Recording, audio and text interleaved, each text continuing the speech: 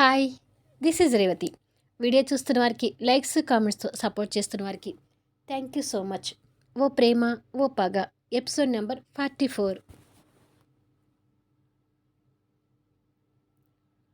అప్పుడే అక్కడికొచ్చిన వినోద్ కూడా టీవీలో బ్రేకింగ్ న్యూస్ చూసి షాక్ అవుతూ, ఇదేంటి అన్నయ్య పేరు వస్తుందనుకుంటే భరత్ పేరు వస్తుందేంటి అని కంగారుగా వాళ్ళ అన్నయ్య దగ్గరికి వస్తుంటాడు.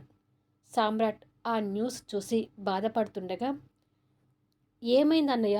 విప్రా గ్రూప్ ఆఫ్ ఇండస్ట్రీస్ షేర్ హోల్డర్గా నిన్ను సెలెక్ట్ చేశారన్నారు కదా, ఇప్పుడేంటి ఆ భరత్ పేరు ఇస్తున్నారు అని అడుగుతాడు వినోద్.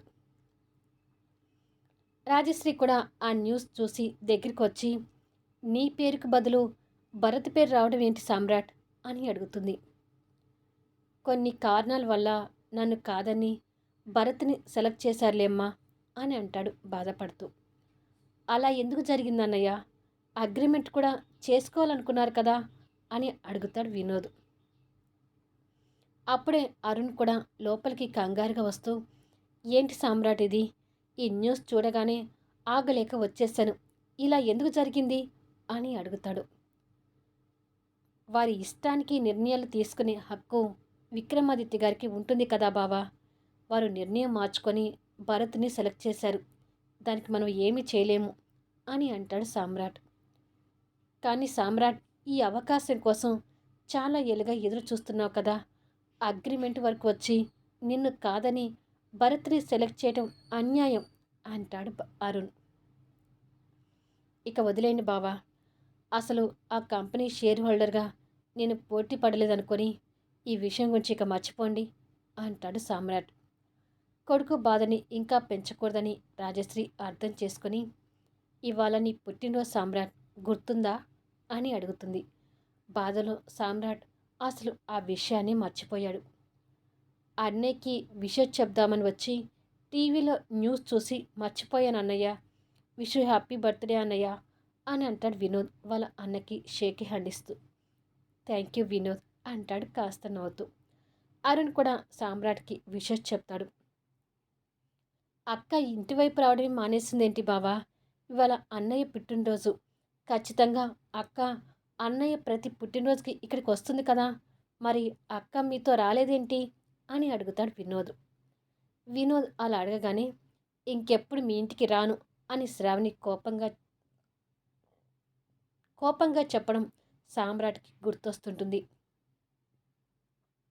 అది వినోద్ తనకి ఇంటి పనులతోనే సరిపోతుందిలే, అందుకే రాలేకపోయింది. తన తరపున నన్నే సామ్రాట్కి విషెస్ చెప్పమన్నదిలే. కానీ ఈలోపు ఈ టీవీ న్యూస్లో పడి సామ్రాట్ పుట్టినరోజు విషయాన్ని నేను కూడా మర్చిపోయాను అంటాడు అరుణ్. కూతురి ఇంటికి రావడం లేదనే బాధ రాజశ్రీ మొహంలో కూడా కనిపిస్తుంటుంది. ఇక్కడ శక్తి కూడా టీవీలో ఆ న్యూస్ చూస్తూ తెలియని ఆందోళనకు గురవుతూ, నిన్న విక్రమాదిత్య గారి దగ్గర జరిగిందంతా గుర్తు తెచ్చుకుంటూ ఉండగా భరత్ దగ్గర నుంచి కాల్ వస్తుంటుంది. లిఫ్ట్ చేసి, ఏంటి భరత్ అని అడుగుతుంది. న్యూస్ చూస్తుంటే సంతోషంతో గాలిలో తేలిపోతున్నాను శక్తి. ఇదంతా నీ వల్లే. Thank you so much. నువ్వు నా పక్కనే ఉంటే నేను ఇలాంటి విజయాలు ఎన్నో సాధిస్తాను అని అంటాడు భరత్. ఇప్పుడు నువ్వు హ్యాపీ కదా భరత్, నువ్వు సంతోషంగా ఉండటమే నాకు కావాలి అని అంటుంది మనసులో ఉన్న ఆందోళన పక్కకు పడేసి. నిజంగా చాలా హ్యాపీగా ఉన్నాను శక్తి. దీనికి నేను నీకు పార్టీ ఇవ్వాలనుకుంటున్నాను. నైట్ డిన్నర్కి రెస్టారెంట్ బుక్ చేసి నీకు ఫోన్ చేస్తాను అని అంటాడు. అయ్యో, అదేమి వద్దు భరత్ అని అంటుంది శక్తి.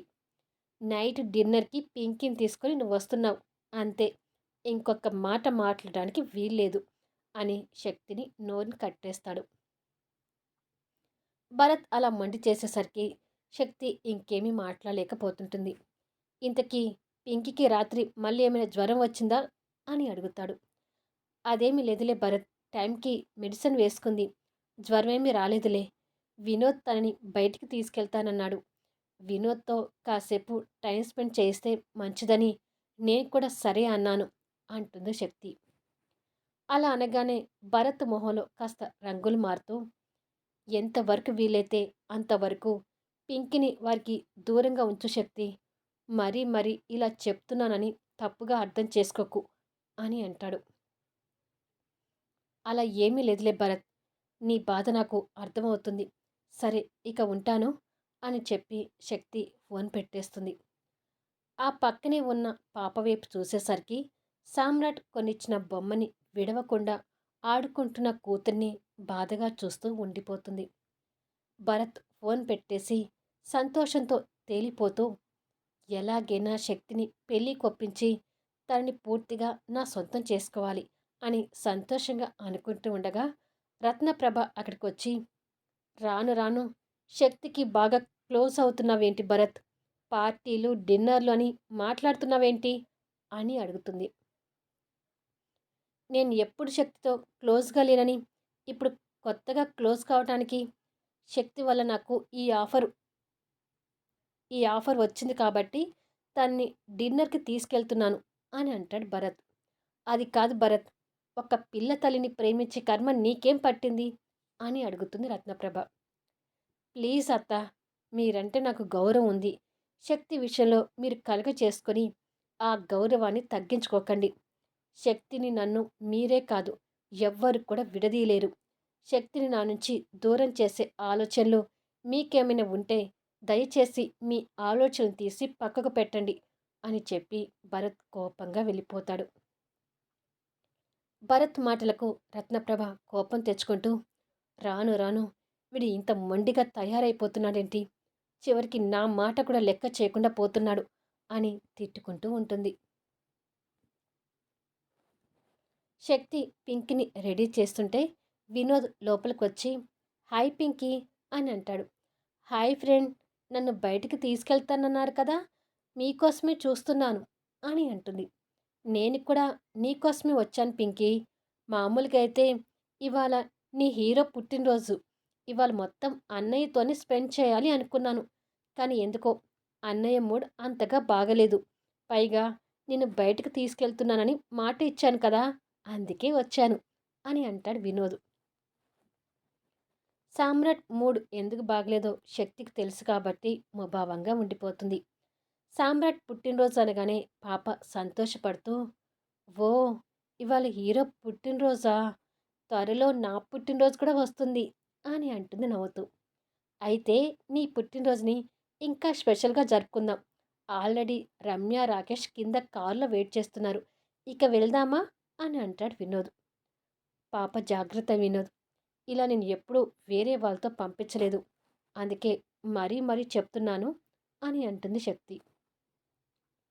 అలాగే శక్తి గారు, పాపకి బయట ఫుడ్ కూడా ఏమీ తినిపించలేండి, ఎక్కువగా కూడా తిప్పను. ఏదో వాళ్ళకు కావలసిన బొమ్మలు కొనిపెట్టి తీసుకొని వస్తాను అని అంటాడు. ఇక వెళ్దామా ఫ్రెండ్ అని అడుగుతుంది పింకీ బొమ్మని పట్టుకొని. వెళ్దాం తల్లి అంటూ పింకీని ఎత్తుకొని వెంటనే వచ్చేస్తాం శక్తి గారు అని చెప్పి వెళ్తుంటే వినోద్తో పాటు శక్తి కూడా కిందికొస్తుంది. కారులో రమ్య రాకేష్ వెయిట్ చేస్తుంటే పింకీని వాళ్ళ దగ్గర కూర్చోబెడతాడు. హాయ్ పింకీ అంటూ వాళ్ళు కూడా తనని రిసీవ్ చేసుకుంటారు. వాళ్ళు కారులో ఉండటం, వినోద్ వాళ్ళని తీసుకొని వెళ్ళడం, అక్కడ శక్తి ఉండటం సామ్రాట్ విండో నుంచి చూస్తూనే ఉంటాడు. వినోద్ కారు స్టార్ట్ చేసుకుని వెళ్ళగానే శక్తి కూడా అక్కడి నుంచి లోపలికి వెళ్ళబోతూ చూపుల్ని సామ్రాట్ ఇంటివైపు తిప్పుతుంది. సామ్రాట్ విండో నుంచి తనకి కనిపిస్తుంటాడు. సామ్రాట్కి ఆ క్షణం శక్తిని చూడగానే నేను జరిగిందంతా గుర్తొచ్చి కోపంగా మొహం తిప్పుకొని కర్టెన్ క్లోజ్ చేస్తాడు. ఆ కోపం శక్తికి కూడా అర్థమై ముభావంగా లోపలికి వెళ్ళిపోతుంది. మరి కాసేపటికి సామ్రాట్ శ్రావణి ఇంటికి చేరుకొని డోర్ బెల్ ప్రెస్ చేస్తుంటాడు. అరుణ్ వెళ్ళి డోర్ తీసి సామ్రాట్ రావడం ఆశ్చర్యంగా చూసి చెప్పి ఉంటే నాతో పాటు నిన్ను తీసుకొచ్చేవాడిని కదా సామ్రాట్, నేను మీ ఇంటి నుంచి వచ్చింది ఇప్పుడే కదా అని అంటాడు. అప్పుడు వచ్చుంటే పిల్లలు ఉండేవారు కదా బావా, పిల్లల్ని వినోద్ బయటకు తీసుకువెళ్ళాడని తెలిసే నేను ఇప్పుడు వచ్చాను అని అంటాడు సామ్రాట్. అవును కదా, సరే లోపలికి రా సామ్రాట్ అని లోపలికి తీసుకొని వస్తాడు. కిచెన్లో ఉన్న శ్రావణికి సామ్రాట్ గొంతు వినపడి మా పెద్ద తమ్ముడు వచ్చాడు అని అనుకొని సంతోషపడుతూ బయటకు వస్తుంది. ముందు తమ్ముణ్ణి సంతోషంగా చూసి ఆ తర్వాత తమ పిల్లల విషయంలో సామ్రాట్ ప్రవర్తన గుర్తొచ్చి గుర్రుగా చూస్తూ మొహం తిప్పుకుంటుంది. అక్క కోపాన్ని చూసి సామ్రాట్ చిన్న చిరునవ్వు నవ్వి, నా పుట్టినరోజు నాడు కూడా నా మీద కోపం చూపిస్తావా అక్క అని అడుగుతాడు. పోరా, నిజంగానే నీ మీద నాకు కోపం వస్తుంది అని అంటుంది శ్రావణి బాధపడుతూ.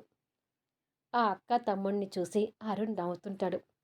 సామ్రాట్ వెళ్ళి శ్రావణి 2 చేతులు పట్టుకొని సోఫా దగ్గర తీసుకొచ్చి తనని సోఫాలో కూర్చోబెట్టి సామ్రాట్ తన కాళ్ళ దగ్గర కింద కూర్చొని తలని అక్క ఒడిలో పెట్టి నన్ను క్షమించక్క అని అంటాడు. తమ్ముడు అలా అడగగానే ఈ అక్క మనసు కరిగిపోతూ చెయ్యి సామ్రాట్ తల మీదకి వెళ్తుంటుంది.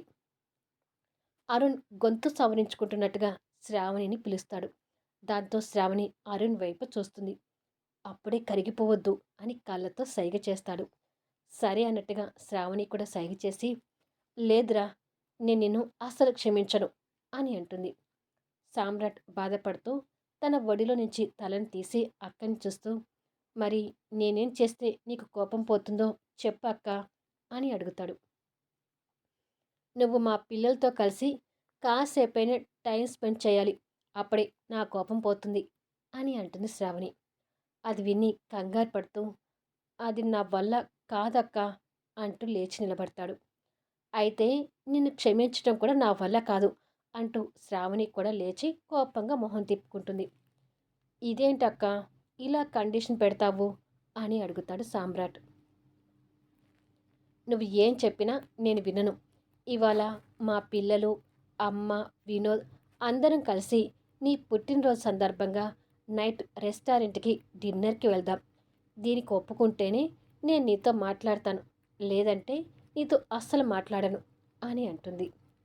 మనసులో సామ్రాట్కి పిల్లలతో కలవాలని కోరికగా ఉండి ఆ కోరికను చంపుకోలేక, ఇలాగైనా రమ్య రాకేష్ని దగ్గరగా చూస్తాను అని అనుకొని, సరే అక్క, నీ ఇష్టం అని అంటాడు. అస్సలు ఒప్పుకోడని అపనమ్మకంతో ఉన్న వాళ్ళకి సామ్రాట్ ఒప్పుకునేసరికి ఇద్దరూ సంతోషపడుతుంటారు. థ్యాంక్ యూ తమ్ముడు అని అంటుంది శ్రావణి సంతోషపడుతూ. అక్క మొహంలో సంతోషాన్ని చూసి సామ్రాట్ కూడా నవ్వుతుంటాడు. వీళ్ళు కూడా భరత్, శక్తి వెళ్ళే రెస్టారెంట్కి వెళ్తే అక్కడ ఏం జరుగుతుందో మరి. వీడియో ఎలా ఉంది అనేది కామెంట్స్లో తెలియచేయండి. అలాగే లైక్స్ ఇచ్చి సపోర్ట్ చేయండి. మళ్ళీ నెక్స్ట్ వీడియోలో కలుద్దాము.